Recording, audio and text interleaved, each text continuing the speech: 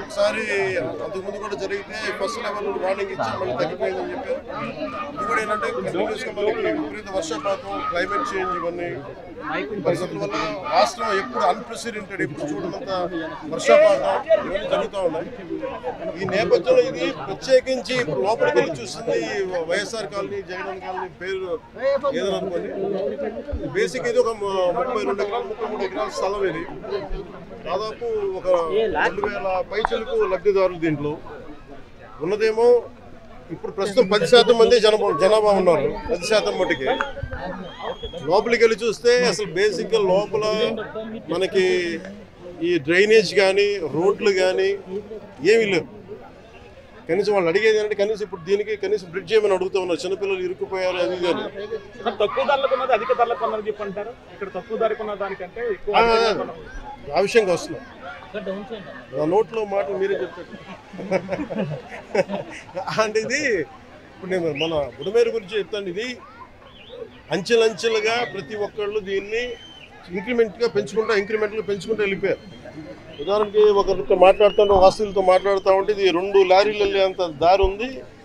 నదీ పరివాహక ప్రాంతాన్ని ఇది ఈజీగా వెళ్ళిపోయేది. కొంతమంది గట్లు చెట్లు వేసి మన ఆ గట్లని వాళ్ళ పొలాల్లో కలుపుకోవటం అదొకటి.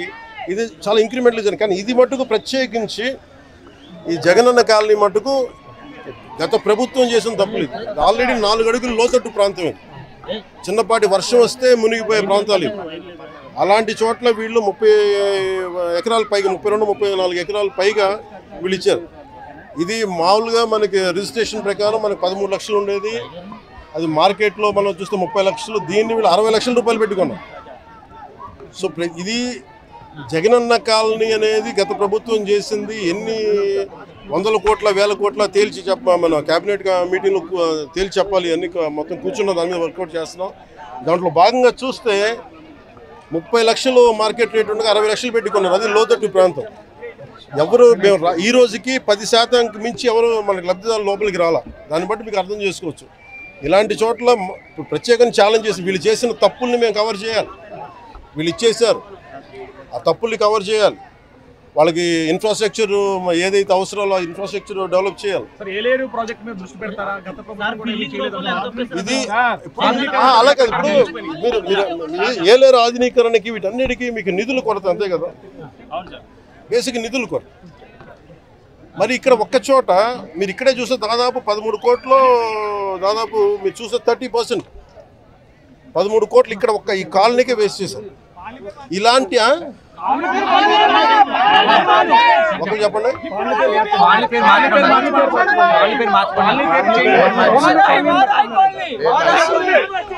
ఇది కాలనీ పేరు మార్చుకోవడం అంటే మీరు అందరూ కోరుకొని, అలాగే మీరందరూ కోరుకొని.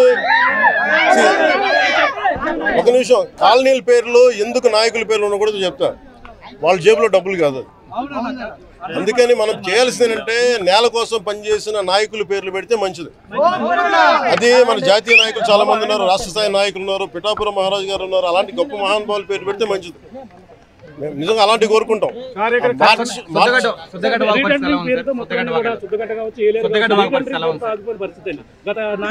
ఇప్పుడు మీకు డబ్బు పరిమితమైన డబ్బే ఉంటుంది. ఈ డబ్బుని మీరు ఎక్కడ ప్లాన్ చేయాలి? ఇక్కడ వీళ్ళు నిజంగా చెప్పండి, ప్రతి చోట మేము మనకి గత 2-3 సంవత్సరాల రోడ్ల మీద తిరుగుతున్నప్పుడు కూడా మీకు ఇదే తెలియజేశారు. ఉత్తరాంధ్ర కూడా వెళ్ళినప్పుడు ఈ ఇళ్ల కాలనీ పట్టాల పేర్ల మీద ఎంత దోపిడీ జరిగిందో మీ అందరికీ తెలుసు. మడడుగులు ఇచ్చారు, ఆవు భూములు అన్నిటి మీద ఒక లెక్క నిగ్గు తేల్చాల్సి ఉంది. ఇప్పుడు క్లాసిక్ మీరు చూస్తే మీకు అర్థమవుతా ఉంది డబ్బు ఎలా దుర్వినియోగం జరిగింది. ఈ డబ్బు దుర్వినియోగం ఆపగలిగితే ఈ ఆధునీకరణ పనులన్నీ జరుగుతాయి. నేను దాన్ని మనస్ఫూర్తిగా సంబంధించి ఎన్నో ఏళ్ల నుంచి సమస్య ఇది. లంక గ్రామాలు కానివచ్చు, ప్రాజెక్టులు కానివచ్చు, దీని మీద ఒక కమిటీ కానీ వేస్తారా? ప్రత్యేకంగా అధికారులు ఎవరైనా నియమిస్తారా? ఎన్నేళ్ళైనా వీళ్ళ సమస్యలు తీరట్లేదు. ఎప్పుడైనా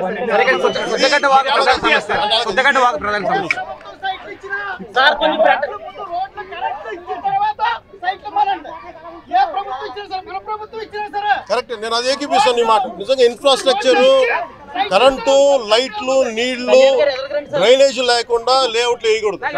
బేసిక్ మన ప్రభుత్వం అయినా సరే నేను అదే నమ్ముతాను. అంటే ఇది నేను ముందు నుంచి కూడా అధికారుల సంసిద్ధత ఎలా ఉంది, ఏ స్థాయిలో ఉంది అనేది ఫస్ట్ నేను ముందు ఫోన్లో మాట్లాడుతున్నాను. ఈరోజు వచ్చి మొత్తం చేశాను. అన్ని మనకి హెల్త్ క్యాంప్స్ కానీ వరద నీరు తగ్గగానే మనకి అంటువ్యాధులు వస్తాయి, దానికోసం చర్యలు ఏం తీసుకున్నారని కలెక్టర్ గారితో చెప్పినా కానీ చూడటం జరిగింది. వాటికి ఇది రిపీటెడ్గా అయిపోయింది. లాస్ట్ 2-3 దశాబ్దాలకు ఇదే నడుస్తూ ఉంది. జనాభా పెరిగిపోయే కొద్దీ మనకి నష్ట తీవ్రత తెలుస్తూ ఉంటుంది. మనకి వ్యవసాయ భూమి వినియోగంలోకి వచ్చే కొద్దీ నష్టం తెలుస్తూ ఉంటుంది. దీని మీద ఇది ఒక్క పిఠాపురంకి సంబంధించి ఎక్కడెక్కడ ఇలాంటి పరిస్థితులు ఉన్నాయి వీటన్నిటి మీద సమగ్రంగా ఒక కమిటీ చేయాలి. మన ముఖ్యమంత్రి గారితో కూడా మాట్లాడుతున్నప్పుడు ఈ మాట మాట్లాడాము. దీని మీద అసలు టోటల్గా ఏమేమి ఉన్నాయి రాష్ట్రంలో ఎలాంటివి అని. ఇది మొత్తం వరదలు తగ్గిన తర్వాత దీని మీద ఒక